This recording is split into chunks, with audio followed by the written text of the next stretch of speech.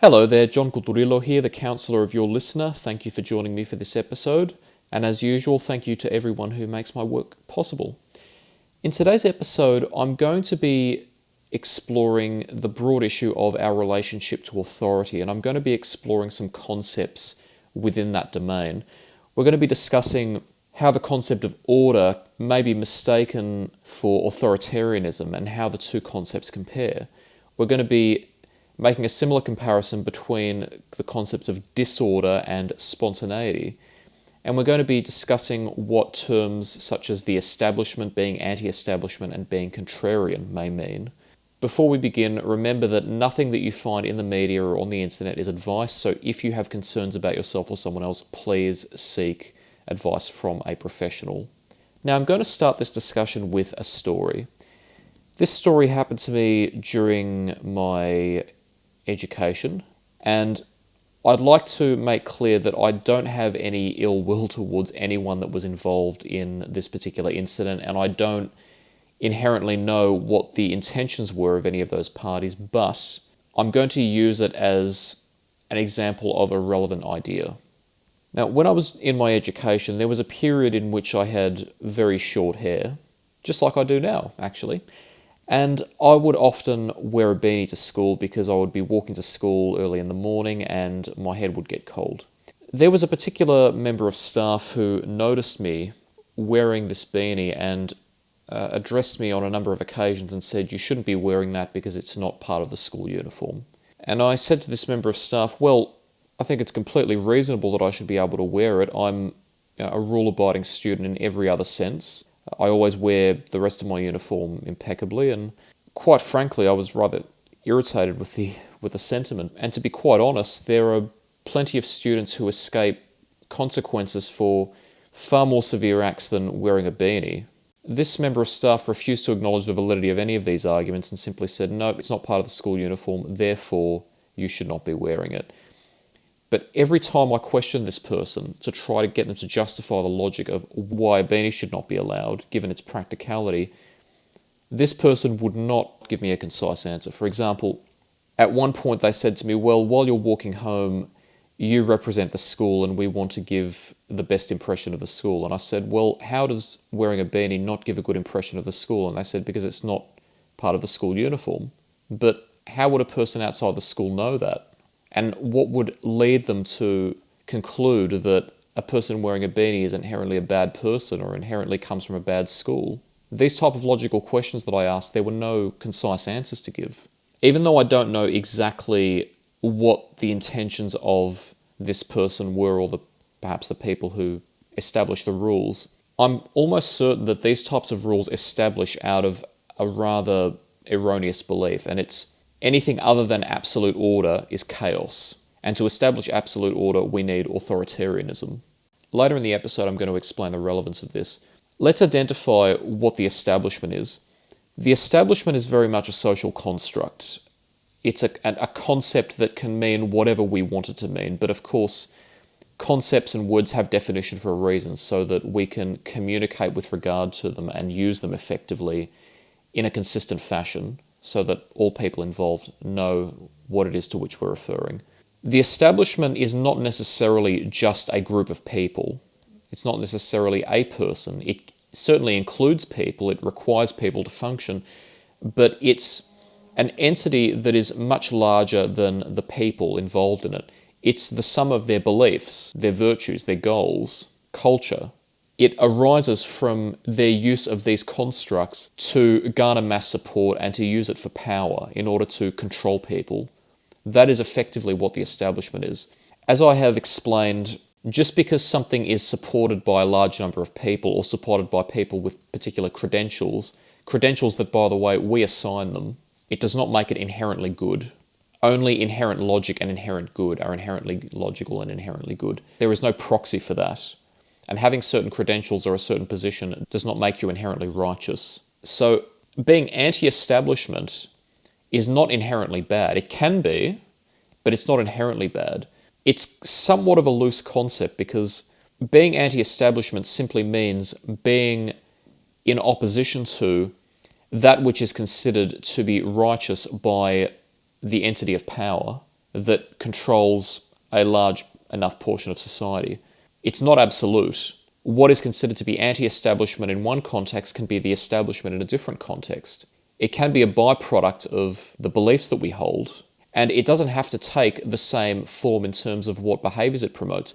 Some people who are anti-establishment are peaceful, some are against the establishment quite quietly, others are violent. It all depends on the context. And being anti-establishment does not mean that you are inherently bad. It means you do not agree with consensus.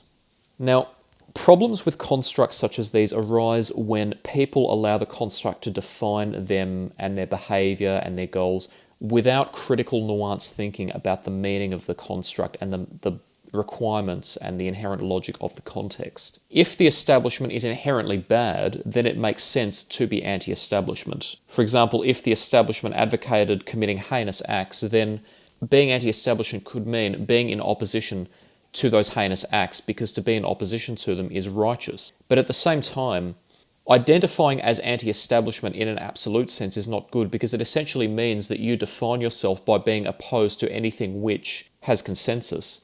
The problem is, what if the consensus is actually inherently good? For example, there is consensus that you should not kill an old lady on the street and steal her handbag. That seems to be an example that I use often. Even though people's standards seem to have degraded significantly in recent years, I still believe it's quite accepted that you should not randomly kill an innocent person and steal their handbag. Now, if the establishment accepts that, then they are being righteous, because that idea in itself is righteous, that you should not kill an innocent person. That is objectively the truth. It's not an opinion. But a person who identifies as being anti-establishment in absolute terms would identify that which has consensus, regardless of its inherent righteousness or its inherent truth, and oppose it. But the problem is, that's more akin to what we call contrarianism. Now, whether contrarianism and being anti-establishment are different or the same, it depends on how you define each. Again, they're both social constructs. But what we have to know is that just because something is popular, it doesn't mean it's truthful. In fact, often ideas become popular not based on truth, but because they appeal to people's emotions. It's because they're what people want to hear. But popular ideas can also be truthful. The only way to be logical is to actually consider each idea and ask, is this idea in itself logical, regardless of how many people believe it, regardless of whether it is abided by the establishment or people who are anti-establishment, regardless of the status of the people who believe it or don't believe it. If we choose what to believe based on looking at objective logic, rather than proxies such as the people who believe or don't believe the idea, then we don't fall subject to the potential fallacies in being anti-establishment, because we're not forming our beliefs by deliberately opposing that which is commonly accepted. We're basing our beliefs on the objective logic or lack thereof that we find in each individual idea. But the problem is, if somebody is anti-establishment in a contrarianist sense, in the sense that they are deliberately basing their identity and what they consider to be true or what they advocate based on what society believes and deliberately opposing it, they may well be opposing valid ideas. At the same time, if you are constantly changing yourself relative to society, then you have no sense of self, and you can't establish what is true, because the truth is often constant, and trying to form a sense of identity by deliberately opposing what is the establishment is just as dangerous as being blindly conformist. You're just conforming to a different standards, but the standards are constantly set for you, just they're the opposite to what is accepted. Now, there are a number of different facets to contrarianism, a lot of nuances. In some cases, being contrarian in a very specific sense can actually be an effective means of communicating a message. So, for example, often there have been musicians in popular music who have written lyrics that are deliberately meant to offend people's sensibilities or intended to shock people. But the lyrics are not a literal reflection of what the composer believes. The message is not believe what I say and what I say is offensive. It's often ironic, often designed to condemn people who do believe those ideas. But the musician has communicated why people should be concerned about those particular ideas by demonstrating to them this is what these ideas appear to be or sound like when we present them literally in an explicit form. Or alternatively, sometimes the message is don't be so offended by a song, because if a song affects you, then you're allowing too much of what's in the environment to influence how you think. you can face something uncomfortable and choose how you respond to it. And sometimes when the message is important, shocking people can be an effective way of communicating it. On the other extreme, some individuals have not had a particularly easy life or a particularly pleasant life. Perhaps they've been harmed by many of the events and people with which they've become involved. Perhaps they feel insecure in themselves because they were never shown the love that they deserved. Perhaps they've been lonely. Perhaps they feel rejected by society. And when you feel rejected by something which was meant to be inherently good because it was popular, then you may develop the motivation to oppose it on purpose. The problem is that often that is a misconceptualization of what has caused your problems in life. In fact, often our problems are caused by more complex factors than just the establishment. Often there are a range of intersecting factors that cause problems. And when we allow ourselves to blindly just reject something without carefully examining what's happened, then we're at danger of reaping the consequences of that. This is why it's important to be a critical thinker. So those are the nuances of the establishment and being anti-establishment. And another set of nuances which people often fail to discern is those between order and authoritarianism. Now, I am very much an advocate of order because our lives are more constructive, healthier, and in the long term happier when we facilitate order. And order simply means organising our lives so that we are taking control where we reasonably can and where it is healthy to take control. We're being conscientious, we're being deliberate, and we're being planful. We're not simply allowing events to take place by chance. We're actually exercising the due influence. It's never a perfect formula. There's always a chance that unfortunate events or unexpected or undesirable events may take place. But the most constructive, healthiest, and happiest life is possible only when we spend a given amount of effort and make a given amount of deliberation in how we live our lives. Order is an inherent good, but often we tend to think rather rigidly. It's one of the byproducts of how our minds work. We like to make quick decisions about what to think about the world. We want to know in quick, simple terms how the world works, and in quick, simple terms how to think and what to do about it. So one of the mental shortcuts that people take is equating two concepts without critically thinking about the nuances that discern some from others. And one of the equations that people tend to make is order with authoritarianism. Authoritarianism is self-justifying control. It's the idea that certain people should be beholden to the control of a particular person or group of people because those people hold power. The power is self-justifying. That is not logic and that is not righteous. And as I've said before, people who seek power in that way do not have people's best interests in mind. They do it for their own sense of pleasure, and it's not a good sense of pleasure. One of the reasons why people might equate order with authoritarianism is because they fear that the alternative of order is disorder or chaos. Again, this is one of the products of how the mind works. The mind likes structure. The mind likes a sense of regularity, a sense of expectancy. And honestly, trying to discern what differs disorder from order and order from authoritarianism is quite nuanced, and it can be quite complex. And with all due respect to the people of the world, our minds don't like to use a lot of effort. It's not usually a part of us. Our minds like to make quick, simple decisions. We like quick answers. We like ideas that are easy to accept as truth. So we take these types of mental shortcuts. We also like structure, and when we set a structure for ourselves, it gives us a sense of ease. Now, as I've said before, structure is good, and we need to set ourselves certain boundaries in order to have discipline, in order to be constructive, and in order to be organised. But when it's left unchecked, it can lead to rigid thinking. And one of the results of rigid thinking is to suppose that if we don't have authoritarianism, then we will be in chaos. Disorder is a haphazard situation in which there is no control and there is no deliberation. It's a situation in which we are not cognizant of what we're doing. We're simply allowing events to take place by chance. Whatever happens, happens. We don't consider the consequences. We don't reflect on why things happened the way they did. We don't actually make efforts to yield desirable results. That's disorder. Spontaneity is not the same. Okay, depending on how you define it, it may be, but I argue that having a sense of spontaneity is healthy because we can choose when to allow spontaneity to take place. Spontaneity means we're not beholden to rigid thinking and rigid control. It means that we can allow events to happen when it's safe to do so, when we judge it to be safe to do so, because there is good in that, because there is constructiveness in that, because spontaneity can have constructiveness as well. I'll give you an example. I tend to live a fairly orderly life. I have quite a strict diet, I have a strict routine with regards to my work and my personal care. I do that not because I have any health problems that require it, but because I know that the mind needs that type of structure. And I know that it's easy to become lazy when we don't set ourselves boundaries and goals and discipline ourselves to follow them. Now, within certain boundaries, I am quite structured and orderly. At the end of every day, I have to have achieved a certain number of tasks, a certain number of goals.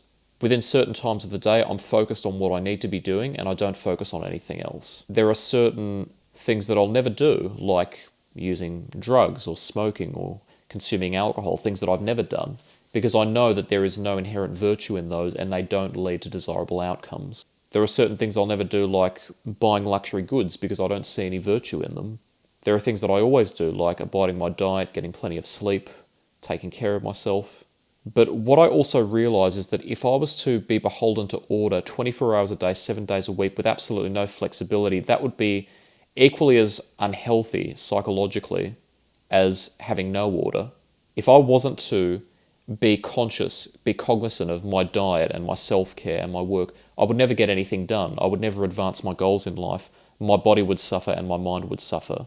And leaving what happens in my life in that regard to chance is disorder and chaos, and that's not good. But our minds very quickly become stagnant, and we very quickly become depressed or quite tense or even agitated or angry when we allow ourselves absolutely no leeway. So every week I allow myself time to be spontaneous with people who matter to me. I allow myself to enjoy treats. They're just tasty foods, of course, nothing dangerous. I allow myself to spend time with people outside of my normal schedule, and we do things that I don't normally do. Healthy things, for example, enjoying television or enjoying films, or going for a walk in the wilderness, or browsing interesting shops, doing things that are just interesting without having an inherent plan, but just allowing those events to unfold and see what happens. In those cases, spontaneity is not disorder, because I have deliberately chosen that time to allow myself to just enjoy the moment. And I know that there is no unreasonable level of risk in those activities. So I've chosen those activities, but at the same time, I've allowed events to unfold to a certain extent because there's enjoyment in that. There's enjoyment in just letting my mind relax and not being stressed about every minute detail. How do these concepts relate to the main argument here? What I'm demonstrating here is that it's easy to assume that life is made up of extremes. If we don't have authority, we will have absolute chaos. But these are not true. Often the truth is far more nuanced and a little bit more complicated than those simple extremes and those simple poles that we are taught to believe are the truth. Again, I don't know what the intentions were of the people involved in that incident which I described in my education, but I can tell you, I was a law-abiding person and still am. I believed in order, I obeyed the rules, I wasn't a danger to anyone else, and there was a good reason for me to be rule-abiding, because many rules that we set are to ensure that everyone can live safely and comfortably. Society does need norms. If we didn't have norms, then we wouldn't be able to survive, because we don't know just how much our mind needs a sense of structure and a sense of expectancy in how we behave and how we function in relation to ourselves and other people. So there was a good reason to be law-abiding, but is wearing a beanie going to hurt anyone? Is the sense of order in the world going to dissolve because a person wears a beanie, or because a number of people are wearing beanies? If I wear a beanie, are other people going to see it as an excuse to behave badly? Well, the people who were behaving badly were already going to behave badly regardless of what I was wearing. And the people who weren't going to behave badly were not behaving badly because they knew what good behaviour was. I was not going to influence that.